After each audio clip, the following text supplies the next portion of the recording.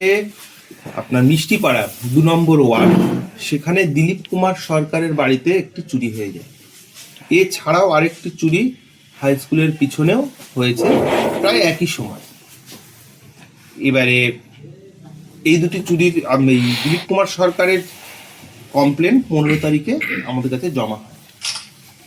এরপর থেকেই আমরা এই চুরি বন্ধ করার জন্য এবং এই চুরি ডিটেকশন করবার জন্য ভীষণভাবে উঠে পড়ে লেগেছিলাম এবং ওখানে অ্যাভেলেবেল যা সিসিটিভি ছিল সেই সিসিটিভি ফুটেজ থেকে আমরা কিছু সন্দেহভাজন ব্যক্তির ফটো পাই।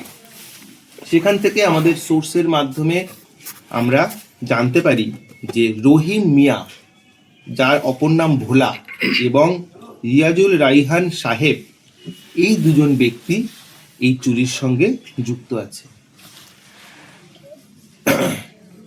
আমাদের টাউন বাবু আশরাফ এবং তার টিম খুব সাকসেসফুলি এই দুজনকে অ্যারেস্ট করে।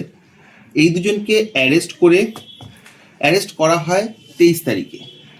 23 তারিখ অ্যারেস্ট করবার পর তাদের জিজ্ঞাসাবাদ করা হয় এবং জিজ্ঞাসাবাদ করে এই জিনিস, অর্থাৎ রূপোর বালা 2টি, 3 জোড়া কানের দুল, 3টে আংটি, একটি সোনার পাত বসানো পলা, 3টি সোনার লকেট এবং একটি রূপোর বাজুবন্ধ উদ্ধার করা হয় বিট্টু রহমান, কৃষ্ণমেলায় এর বাড়ি, এর কাছ থেকে। এই ভোলা এবং রিয়াজুল এরা চুরি করে, এদের দুজনের বাড়ি হচ্ছে বাঁশতলা বাজার, এরা চুরি করে বিট্টু রহমানের কাছে এই জিনিসগুলি বিক্রি করে।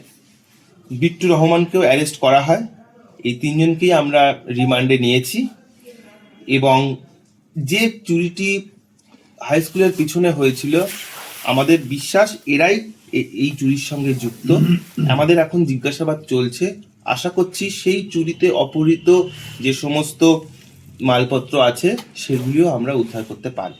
এই প্রসঙ্গে আরেকটা জিনিস বলা জরুরি যে কোতোয়ালি কলাবাড়ি ঘাটে কিছুদিন আগে একটি চুরি হয়, সেখানেও সিসিটিভি ফুটেজ পাওয়া গেছে এবং সেই সিসিটিভি ফুটেজের সঙ্গে ম্যাচ করে এদেরই পাওয়া গেছে এরাই সেই চুরি করেছিল। অর্থাৎ এদেরকে ধরার ফলে আমাদের 3টে চুরি পুরো জেলায় আপাতত আমরা ডিটেক্ট করতে পারলাম। এই জন্যই আজকে এই প্রেস কনফারেন্স। গোটা জেলায় তাহলে এরা তাণ্ডব চালাচ্ছে? কোতোয়ালিতে তো পাওয়াই গেছে আর দিনহাটাতে তো করছেই। এর আগে তুফানগঞ্জ একইভাবে একটা চুরি ঘটনা হয়েছে ফাঁকা বাড়িতে। দেখতে হবে ওখানে যদি সিসিটিভি পাওয়া যায় তো এদের আছে কিনা ইনভলভমেন্ট, বা এছাড়াও আমরা অন্যান্য ভাবেও দেখবো এরা ইনভলভমেন্ট এদের আছে কিনা। মোট কত টাকা চুরি গিয়েছিলাম, কতটা উদ্ধার করতে পারলেন? বেশিরভাগ গয়না যা চুরি গেছিল বেশিরভাগই উদ্ধার হয়েছে। এছাড়াও যে টাকা চুরি গিয়েছিল তার কিছু এরা খরচ করেছে। এদের কাছ থেকে আমরা 800 টাকা মতো উদ্ধার করতে আপাতত পেরেছি। স্যার, বর্তমানে তামাক এবং আলুর মরশুম চলছে। গ্রামের অধিকাংশ বাড়িতেই দেখা যাচ্ছে যে বাড়ির লোকজন মাঠে চলে যাচ্ছে, সারা দিনটাই মাঠেই থাকছে। তো গ্রামের নিরাপত্তার স্বার্থে আপনারা কি ভাবছেন বা কোনো পরিকল্পনা রয়েছে কিনা? দেখুন, এর আগেও আমরা একটা পরিকল্পনা নিয়েছিলাম যে শহরের ক্ষেত্রে, যে যদি কেউ বাড়িতে না থাকেন, বাড়ি তালা দিয়ে কোথাও যান, তাহলে যেন পুলিশকে ইনফর্ম করে যাওয়া হয়। তাহলে আমরা যেটা করতে পারি সেটা হচ্ছে যে বাড়ি সারা রাত ধরে তালা বন্ধ রয়েছে, যে বাড়িতে লোক নেই, সেই বাড়িগুলোকে আমরা বিশেষভাবে আমরা পাহারা দিতে পারি। আমরা এটা মাইকিংও করেছিলাম দিনহাটা টাউনে, কিন্তু সেইভাবে কিন্তু আমরা এখনো সাড়া পাচ্ছি না। আমি চাইবো আপনাদের এই মিডিয়ার মাধ্যমে দিনহাটার মানুষকে এই বক্তব্যটা রাখবার যে আপনারা দয়া করে যদি বাড়ি তালা দিয়ে কয়েকদিনের জন্য কোথাও যান ডাক্তার দেখাতে বা কোথাও বেড়াতে, যে কোনো কাজে, যদি আপনার বাড়িতে আপনি না থাকেন ওভারনাইট, তাহলে আপনারা আগে থেকে থানায় একটু ইনফর্ম করে যান। তাহলে আমরা আরো ভালো করে গার্ড দিতে পারবো। এতে করে আপনাদেরও জিনিসপত্র সুরক্ষিত থাকবে এবং আমাদের কাজের ক্ষেত্রেও সুবিধা হবে।